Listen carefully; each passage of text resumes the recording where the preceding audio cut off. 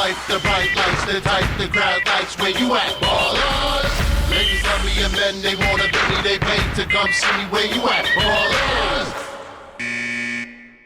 Celtics at Pistons. Junior Browne back with NBA Shot Clock on this Friday, March 22nd with another free pick. We're rocking with the Celtics team total in the first half, over 61.5.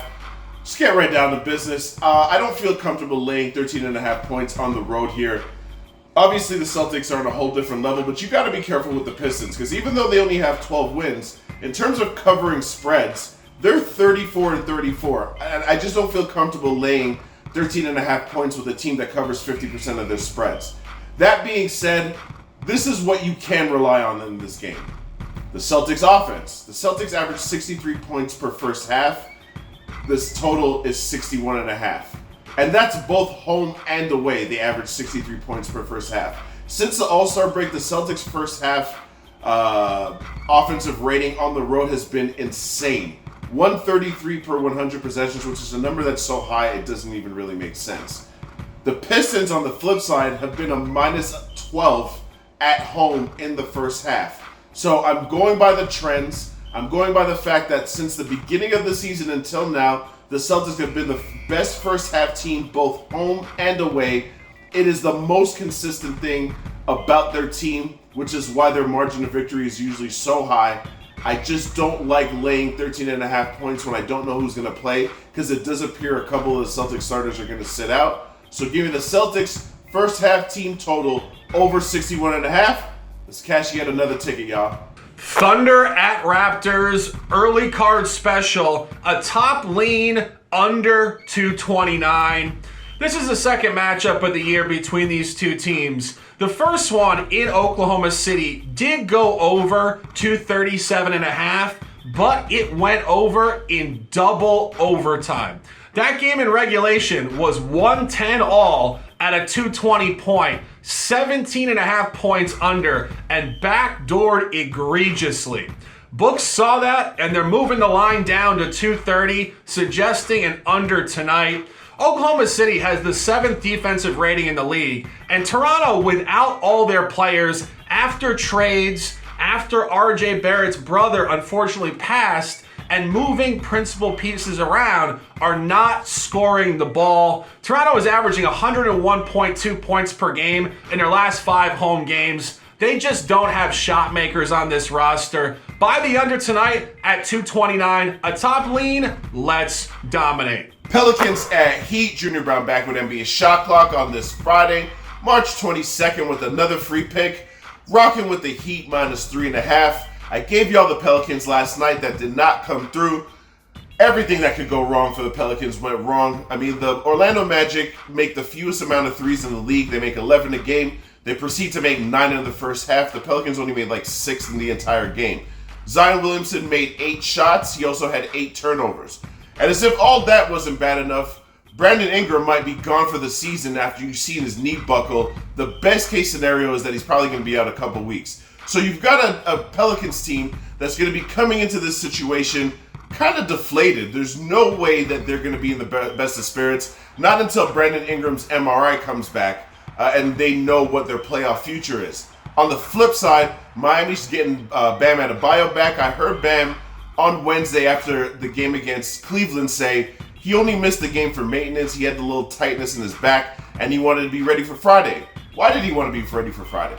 You remember the last time these two teams played, hard foul on Zion, bit of a scuffle, homeboy grabs Jimmy Butler by the neck, everybody starts getting involved, Jose Alvarado and Thomas Bryant get into their little scuffle on the sideline, and after the game, Jimmy Butler said, when they come back to Miami, we're going to beat their ass again. That's what he said, not my words, Jimmy's words.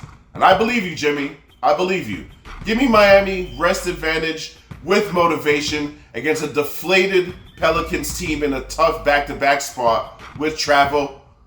Let's cash another ticket, y'all. Cavs at Wolves, 8 o'clock. Target Center, NBA Shot Clock. On this Friday, best bet of the day, Minnesota against the spread. Minnesota remains at home off a tight loss against Denver on Tuesday night. That game was a back-to-back. Minnesota was fatigued, and now they get 2 full nights of rest to commence upward movement at home.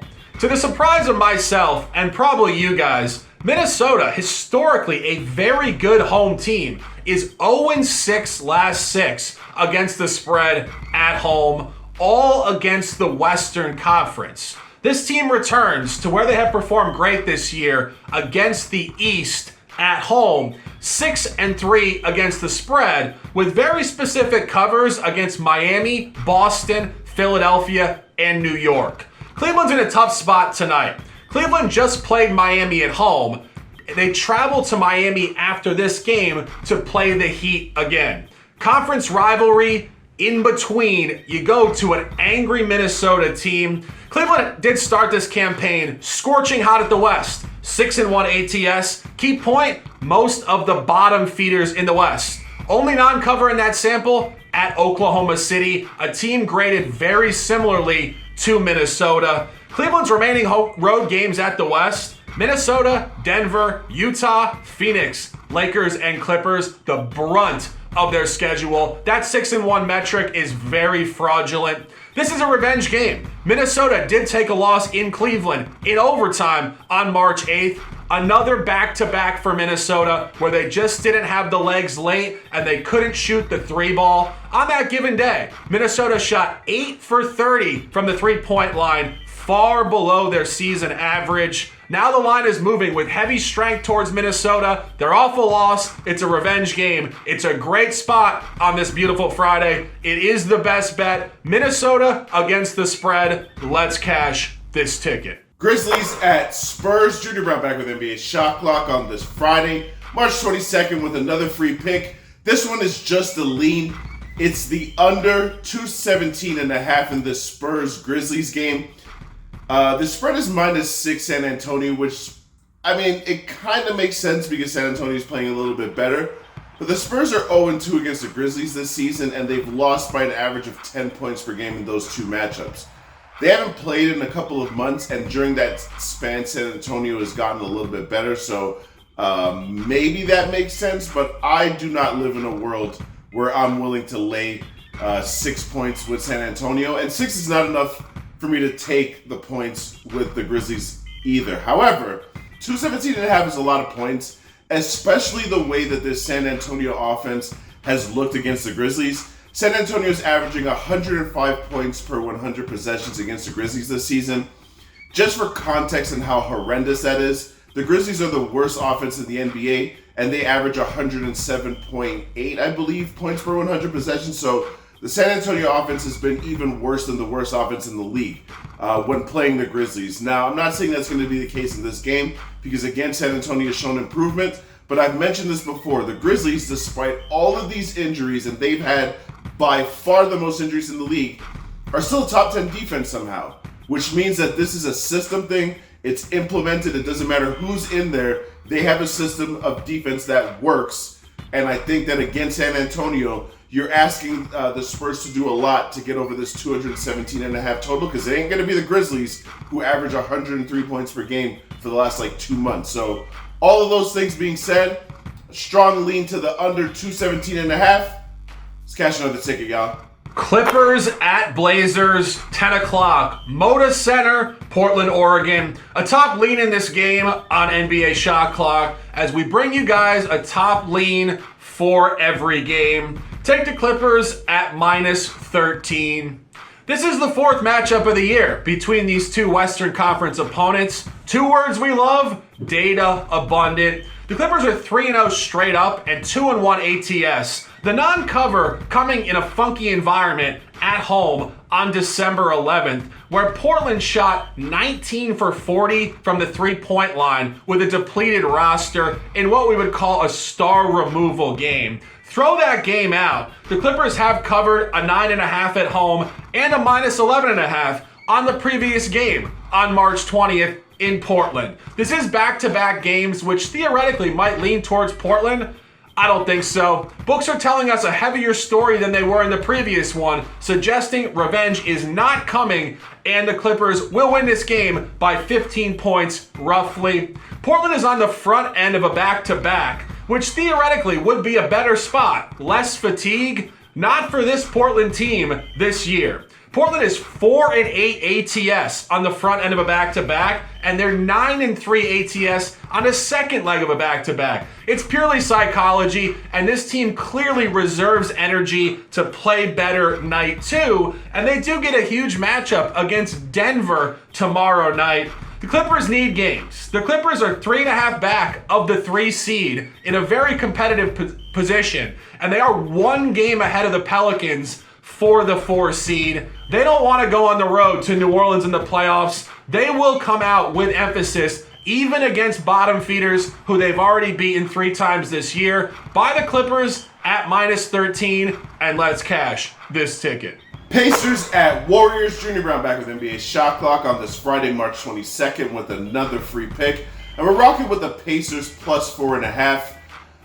Everyone's talking about Golden State and whether or not they'll get into the play-in tournament or where they'll finish or whatever else, but Indiana's in a very tight playoff race of their own. They're a half game ahead of Miami in 6th place, and I promise you that Indiana wants nothing to do with the play-in. They are trying to make the playoffs. This is an up-and-coming team with aspirations, which is why they made the trade for Pascal Siakam at the deadline. And I just think that people are not noticing the improvement that the Pacers have made. Since the All-Star break, they're 7th in the league in net rating, and that's for one very specific reason. Their offense has slowed down a little bit in terms of efficiency, but they're still a top 3 offense in terms of efficiency, and they're still number 1 in the league at 123 points per game. The improvements come on the other side of the ball. Pre-All-Star break, Indiana was the 26th ranked defense in the league. Since the All-Star break, they are 13th. Golden State gets a lot of praise for their defense, and rightly so, because it's improved over the last 20 games where they're allowing 112 points per 100 possessions. Well, Indiana, since the All-Star break, is allowing 112.1 points per 100 possessions while still maintaining a highly efficient offense, something that Golden State, by the way, has not been able to do. So I just think the fact that Indiana is still scoring at a very high rate while playing better defense will allow them to hang around and cover this spread. And this is a revenge game, by the way. Steph Curry in the last game in Indiana went nuclear. He went 6 for 6 from the three-point line in the first quarter, where Golden State scored 45 points and kind of never looked back. So revenge game spot for Indiana. Playoff ramifications because they're trying to stay ahead of the Heat who play tonight. Give me the Pacers +4.5 on the road. Let's cash another ticket, y'all. Sixers at Lakers, NBA Shot Clock. Friday, March 22nd, 2024. A top official play on the late night card. Lakers -9, 1 unit. The Lakers remain at home off a blowout win against Atlanta on Monday night. 3 full days of rest, which is something that will only help an older team that is competing for a playoff spot, sitting only 1/2 game up on Golden State, needing wins to hold position, but more importantly, only 3.5 games back of the top 6 in the West to avoid the play-in tournament, which is of utmost importance. The Lakers started this campaign 1-6 ATS at home against the Eastern Conference. They are 4-1 ATS since. Sustainable momentum has been engaged. This is a huge revenge spot for the Lakers. The Lakers have lost 7 consecutive games to the Sixers, including a blowout loss in Philadelphia on November 27th. The final score of that game was 138-94, the worst loss of LeBron's career. A game that Philadelphia won the 3-point battle by 45 points. They had Joel Embiid. The team was vastly different. And now the team is truthfully gutted on the road, coming off a sequence of non-covers. This line is a heavy, heavy line. Philadelphia has been favored 6 consecutive times against the Lakers, and now the Lakers are sitting at -8.5 open, suggesting a 20-point win tonight. The buy hat is engaged by the Lakers tonight on the late night card, -9, and let's cash this ticket.